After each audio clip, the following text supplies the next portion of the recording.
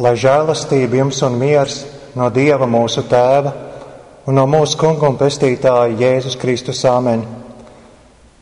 Šajā dienā mēs pārdomāsim Dieva vārdus no Jāņa evaņģēlijas 16. nodaļas.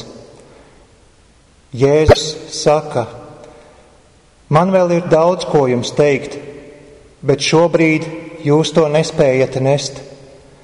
Bet, kad nāks Viņš, patiesības gars, Viņš vadīs jūs visā patiesībā, jo Viņš nerunās no sevis, bet runās to, ko dzirdēs, un pasludinās jums visu, kas nāks. Viņš pagodinās mani, jo Viņš ņems no tā, kas ir mans, un jums to pasludinās. Viss, kas pieder Tēvam, ir mans. Tādēļ es jums sacīju, Viņš ņems no tā, kas ir mans, un jums pasludinās. Āmen. Mīļais Kungs un Dievs, mēs Tev pateicamies par šo svētku dienu. Mēs pateicamies par to, ka varam Tevi iepazīt un iemīlēt. Nāc svētī pie katra no mums Tavu vārdu patiesību, jo Tavs vārds ir un paliek mūžīga patiesība un dzīvība. Āmen. Šodien mēs svinam svētās trīsvienības svētkus. Ar šo svētdienu baznīcas liturģiskajā gadā noslēdzas svētku laiks. Lieldienas mēs esam svinējuši, vasarsvētkus arī, bet šodien, nedēļa pēc vasarsvētkiem, kā tāds punktiņš uz i, visām svētku svinībām ir trīsvienības svētki. Šie, mīļā draudzi, ir ļoti svarīgi svētki, jo šajā dienā mēs esam aicināti uzlūkot ļoti svarīgas tēmas. Jā, tik ļoti svarīgas, ka ja mēs tām paejam garām, tad visām citām svētku svinībām draudzē nav jēgas. Bez trīsvienības svētkiem, bez šo svētku pareizas izpratnes, mums nebūtu Ziemassvētku, nebūtu Lieldienu, nebūtu Vasarsvētku. Jo, ja mācība par trīsvienību nebūtu attīstīta un apliecināta tā, kā mēs to Atanāsija ticības apliecībā apliecinājām, tad kristīgā baznīca būtu iekritusi dziļos maldos. Tā varbūt pielūgtu Dievu, varbūt kaut ko par Dievu zinātu, bet vai tas būtu īstais Dievs? Vai cilvēks šādā baznīcā spētu iegūt pareizu ticību un pestīšanu mūžībā? Bez pareizas ticības un tai blakus stāvošas pareizas ticības apliecības nebūtu ticības un glābšanas.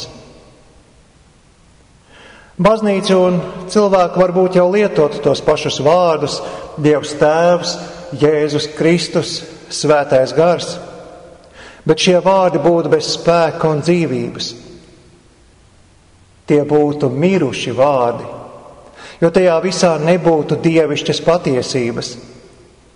Tieši tāpēc arī Atanāsija ticības apliecībā mēs apliecinājām: ikvienam, kas grib tikt pestīts, vairāk par visu ir nepieciešams turēties pie kristīgās ticības. Ja kāds to nepatur visā pilnībā un nesagrozītu, tas bez šaubām ies mūžīgā pazušanā. Ja patiesība netiek apliecināta, tad gribot vai negribot, tiek apliecināta tumsa, nāve un pazušana. Bez kristīgās ticības, jeb bez pareizas Dieva pazīšanas, ka mēs godinām vienu Dievu trīsvienībā un trīsvienību vienībā, nesajaucot personas un nesadalot būtību. Bez šī visa viss būtu viena vienīga tumsa un elle. Jā, varbūt būtu skaisti dievkalpojumi un ceremonijas, būtu skaistas dziesmas, bet šī visa reliģiskā izdarība būtu bez dzīvības. Ja nav dievišķas patiesības, tad nav arī dievišķas dzīvības. Tāpēc kādos īpaši grūtos laikos Dievs aicina uzticamus vīrus, kas būtu viņa patiesības liecinieki. Un tāds patiešām bija baznīcas tēvs Aleksandrijas bīskaps Atanāsijs, kura vārdā ir nosaukta šī ievērojamā baznīcas ticības apliecība, kuru mēs pirms brīža apliecinājām. Atanāsijs nav tiešais šīs ticības apliecības autors, bet bez viņa darba un kalpošanas šādas ticības apliecības nebūtu. Tāpēc kristīgā baznīca izraudzīja tieši viņa vārdu, lai tas rotātu šīs apliecības nosaukumu. Bīskapam Atanāsijam toreiz neklājās viegli. Pareizas un patiesas ticības apliecināšanas dēļ viņam nācās piedzīvot daudz bēdu un ciešanu. Viņa skarbā dzīves stāsta dēļ viņam pat tiek piedāvāts tituls Atanāsijs pret pasauli. Tas tāpēc, ka toreiz viņam pretim stājās ļoti ietekmīgi bīskapi, pat valdnieki un imperatori. Bet tādi bīskapi un imperatori, kuri bija iekrituši dziļos maldos un savos uzskatos, bija aizgājuši prom no skaidras un patiesas trīsvienības mācības. 325. gadā Nīkajā pieņēma ticības apliecību, kurā tika izcīnītas cīņas par to, ka Kungs Jēzus Kristus ir vienāds ar Tēvu savā dievišķajā būtībā. Bet neskatoties uz šiem koncila lēmumiem, maldu mācītāji joprojām cēla savas balsis un postīja ļaužu ticību ar saviem maldiem. Cēlās Atanāsijs un runāja. Viņš runāja un nostājās pret milzīgu vairākumu. Kā jau minēju, pret ietekmīgiem bīskapiem un valdniekiem. Tāpēc, ka dedzīgi aizstāvēja Nīkais koncila lēmumus un mācību par Kristus dievišķību, trīsvienību, Atanāsijs tika pakļauts nepārtrauktām vajāšanām. Ne mazāk kā 5 reizes viņam nācās pamest savu bīskapa sēdekli, un kopumā viņš trimdā pavadīja gandrīz 20 gadus. Un tad jau te mēs varētu jautāt, vai tad nevarētu dzīvot mierā un piekāpties? Vai tad mēs neticam vienam Dievam? Priekš kam tad tur, kā mēs mūsdienās sakām, ir nepieciešams matus skaldīt? Jā, šādus jautājumus mēs dzirdam arī mūsdienās. Dievs taču mums visiem ir viens. Nevajag strīdus un diskusijas. Paliksim katrs savā ticības pārliecībā, un viss būs labi. Tādi vīri kā bīskaps Atanāsijs un mūsu pašu ticības tēvs Mārtiņš Luters skaidri apliecināja, ka nu nebūs labi. Patiesības dēļ mēs nedrīkstam atdot ne mazāko burtiņu vai komatiņu. Un tieši par to arī bija Nīkais koncila diskusijas. Vai Jēzus ir vienāds ar Tēvu būtībā vai līdzīgs ar Tēvu būtībā? Grieķu valodā tur tiešām diskusija bija tikai par vienu burtu. Grieķu valodā homo ūsijus vienāds būtībā vai homoi ūsijus līdzīgs būtībā. Šo vārdu atšķirība ir tikai vienā burtā.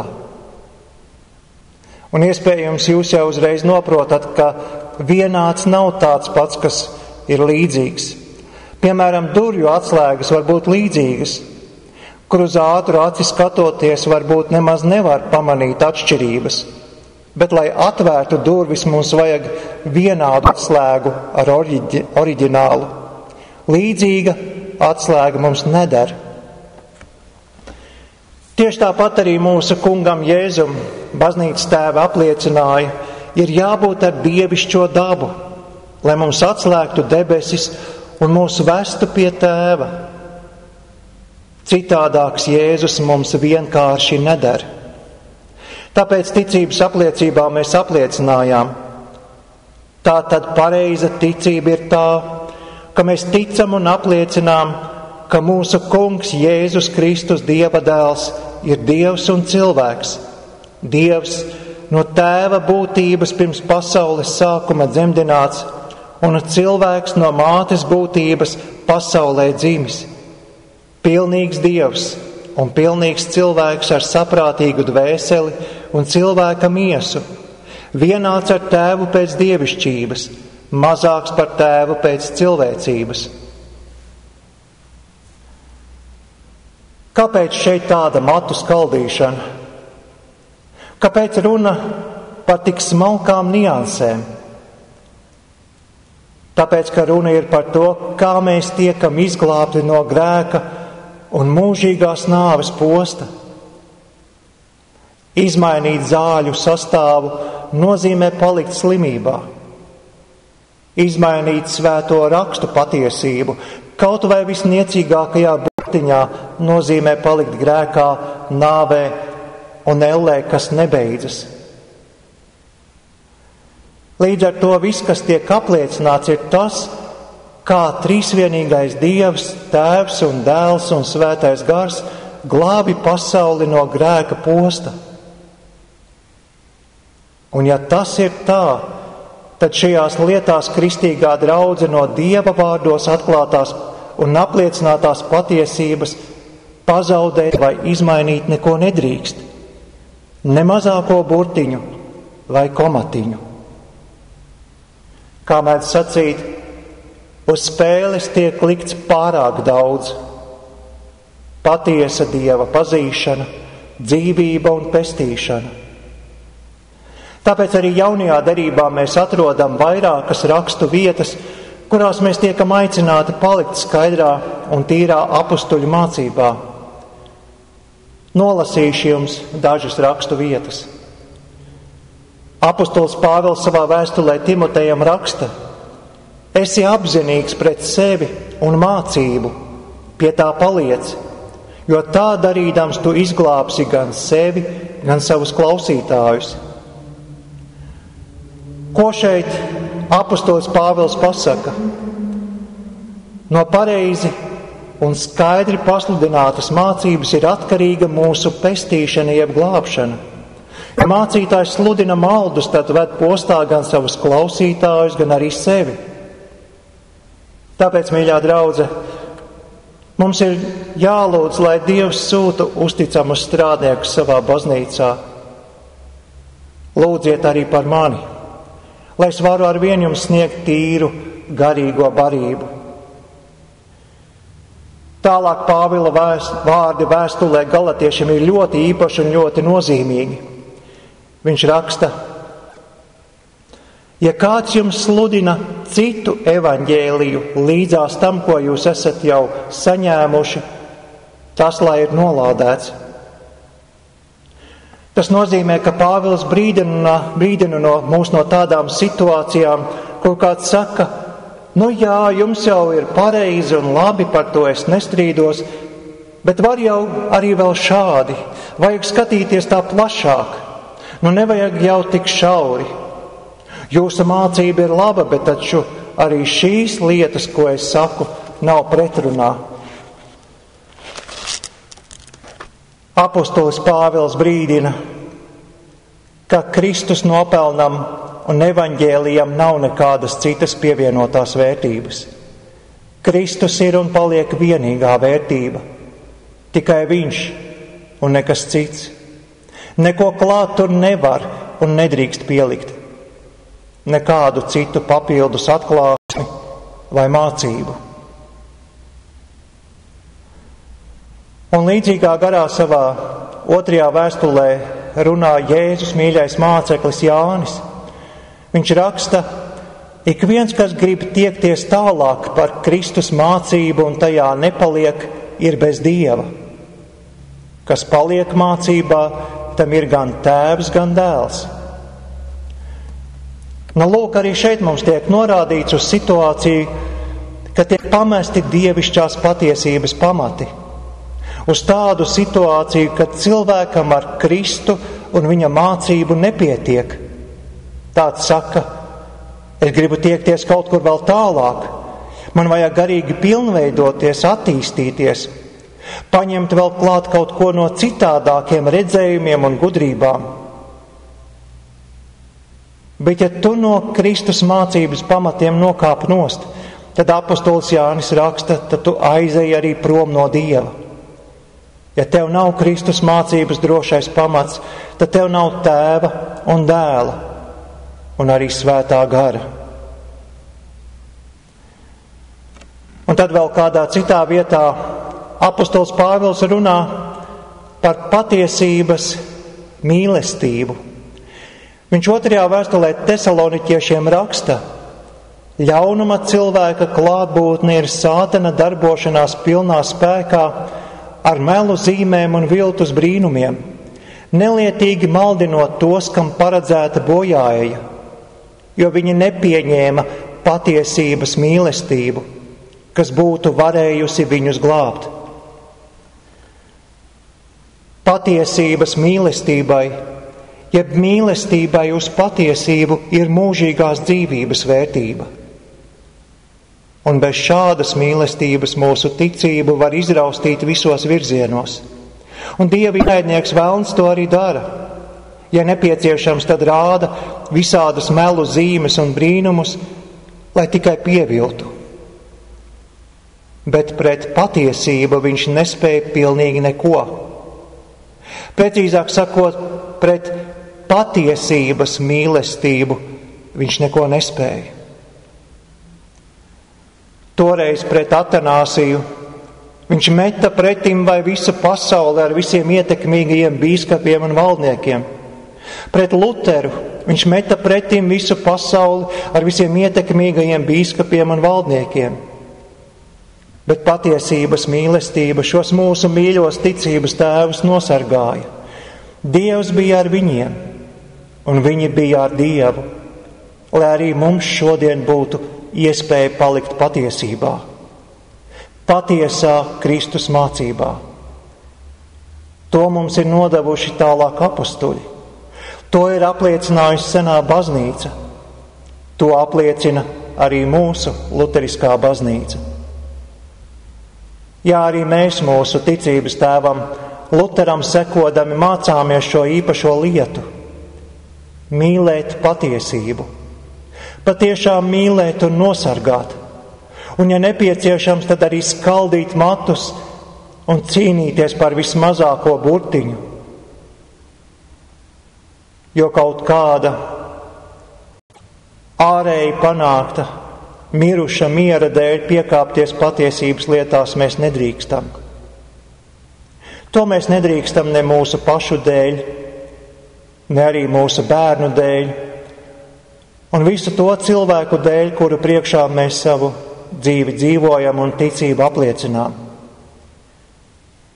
Patiesības mīlestība mūs glābi. Tā ved, pieved un uztur mūs pie trīsvienīgā Dieva, Tēva un Dēla un Svētā gara. Un mēs līdz ar visu kristīgo baznīcu un visiem debesu pulkiem godinām vienu Dievu trīsvienībā un trīsvienību vienībā. Āmen.